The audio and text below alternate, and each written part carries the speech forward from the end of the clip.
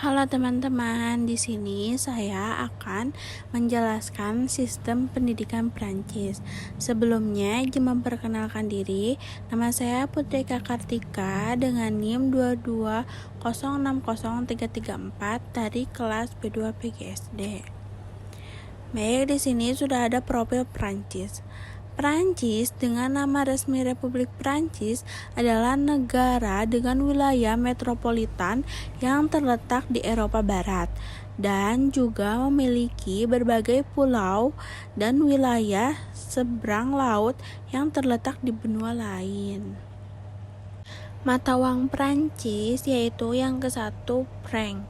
Sebelum euro, nama mata uang Prancis adalah franc hingga tahun 2002. Sebelum digantikan oleh euro, franc dikelola dan diedarkan oleh Bank of France dan terdiri dari 100 subunit atau sentimes, sebutan untuk sen. Yang kedua, euro.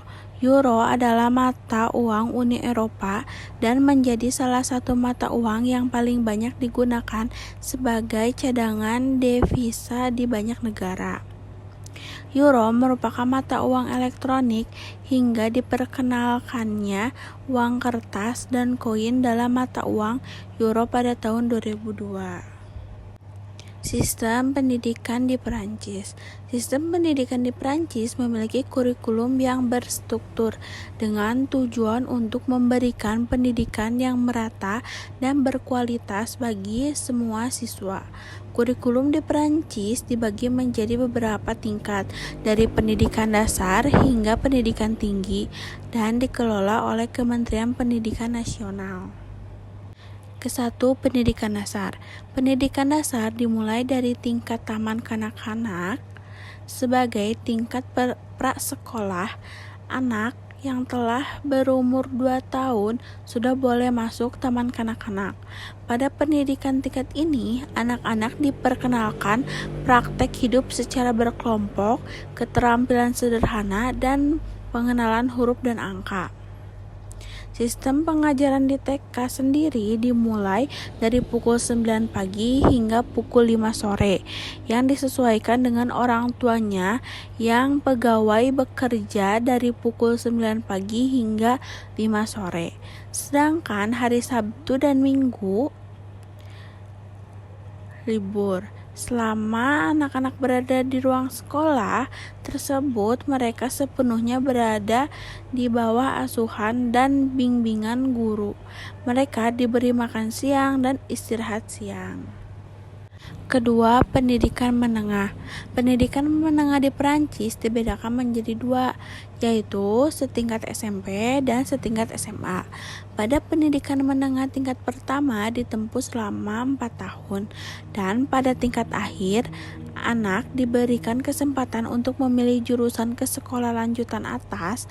Pada tingkat ini pun, peserta didik tidak dipungut biaya dan buku pelajaran disediakan gratis.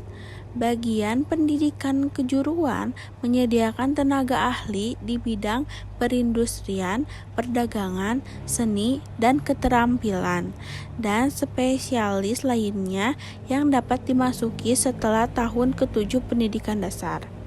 Sementara pendidikan menengah atas dilalui selama 3 tahun, yaitu kelas 1 dan kelas 2, serta kelas terminal dengan tetap mempertahankan pendidikan fundamental. Pada akhir pendidikan di tingkat atas, peserta didik yang lulus memperoleh ijazah bakalaureat yang menjadi syarat masuk universitas atau masuk sekolah tinggi. Selanjutnya, kelebihan dan kekurangan. Kelebihan sistem pendidikan di Prancis yang ke-1 yaitu pendidikan universal dan gratis. Pendidikan di Prancis mulai dari sekolah dasar hingga pendidikan menengah adalah gratis dan wajib bagi anak antara usia 3 hingga 16 tahun. Ini memastikan bahwa setiap anak memiliki kesempatan untuk mendapatkan pendidikan tanpa terbebani oleh biaya. Yang kedua, kualitas pendidikan yang tinggi. Prancis memiliki standar pendidikan yang tinggi dengan kurikulum yang sangat berstruktur. Secara khusus di tingkat SMA, siswa di bidang sains, humaniora maupun ekonomi, ujian bakalaureat adalah ujian yang sangat dihormati dan diakui di seluruh dunia. Kekurangan sistem pendidikan di Prancis yaitu tekanan ujian yang tinggi. Sistem pendidikan Prancis dikenal dengan tingkat kompetensi yang sangat tinggi, terutama menjelang ujian bac atau baccalaureate. Tekanan untuk lulus dan mencapai hasil yang baik dapat menyebabkan stres yang tinggi di kalangan siswa, terutama di kelas-kelas akhir SMA. Banyaknya siswa merasa tertekan untuk memenuhi ekspektasi akademis yang sangat besar. Yang kedua yaitu kesulitan bagi siswa internasional. Meskipun pendidikan di Prancis terbuka untuk siswa internasional, mereka tidak menguasai bahasa Prancis, mungkin mengalami kesulitan dalam beradaptasi dengan sistem dan bahasa pengantar pendidikan. Hal ini bisa menjadi hambatan besar terutama di tingkat college dan lycée, di mana penguasaan bahasa Prancis sangat penting. Baik, selanjutnya anggaran pendidikan di Prancis. Yang ke-1, pendidikan dasar dan menengah. Pendidikan dasar dan menengah menghabiskan sebagian besar anggaran pendidikan, sekitar 60-65% dari total anggaran pendidikan, yang mencakup biaya pengajaran, gaji guru, dan infrastruktur pendidikan.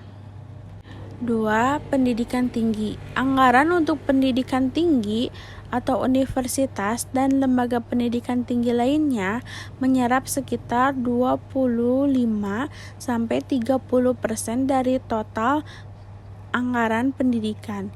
Ini termasuk dana untuk fasilitas universitas, penelitian, dan beasiswa bagi mahasiswa. Selanjutnya ada perubahan kurikulum di pendidikan Prancis. Sistem pendidikan di Prancis mengalami berbagai perubahan kurikulum sepanjang waktu untuk beradaptasi dengan perkembangan sosial, ekonomi, dan teknologi, serta untuk menjawab kebutuhan masyarakat pasar tenaga kerja yang terus berkembang. Selanjutnya, gaji guru di pendidikan Prancis. Di sini terdapat gaji guru sekolah dasar. Gaji awal guru sekolah dasar di Prancis yang baru memulai karir mereka tanpa pengalaman dapat mengharapkan gaji awal sekitar 1,800 euro hingga 2,200 euro per bulan. Untuk posisi sebagai guru kelas, gaji ini dapat bervariasi tergantung pada apakah mereka berada di daerah pedesaan atau perkotaan. Di sini juga ada gaji guru yang sudah berpengalaman.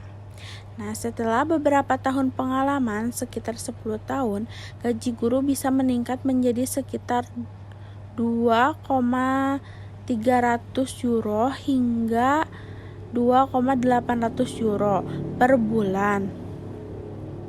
Pengalaman lebih lanjut, misalnya lebih dari 20 tahun, dapat menghasilkan gaji lebih tinggi yang bisa mencapai 3.000 euro hingga 3.500 euro per bulan.